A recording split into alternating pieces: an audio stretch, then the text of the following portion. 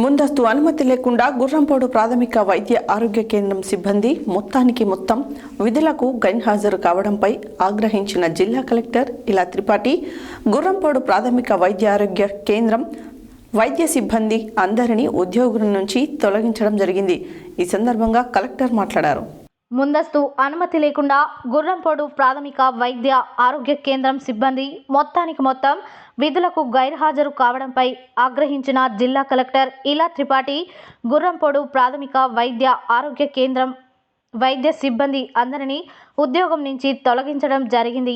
బుధవారం ఆమె గుర్రంపోడు ప్రాథమిక వైద్య ఆరోగ్య కేంద్రాన్ని ఆకస్మికంగా తనిఖీ చేశారు. బుధవారం ఎలాంటి సెలవును ప్రకటించినప్పటికీ బాధ్యత లేకుండా వైద్య ఆరోగ్య శాఖ సిబ్బంది ముందస్తు అనుమతి లేకుండా విధులకు గైర్హాజరు కావడం శోచనీయమని కలెక్టర్ అన్నారు.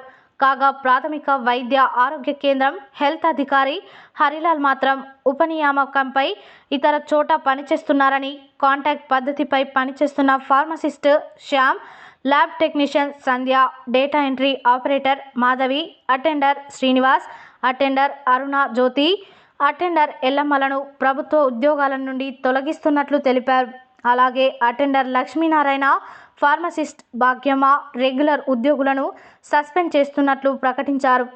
ముందస్తు అనుమతి లేకుండా విధులకు గైర్హాజరయ్యే ప్రతి ఉద్యోగిపై ఇలాంటి చర్యలే తీసుకోవడం జరుగుతుందని ఆమె హెచ్చరించారు.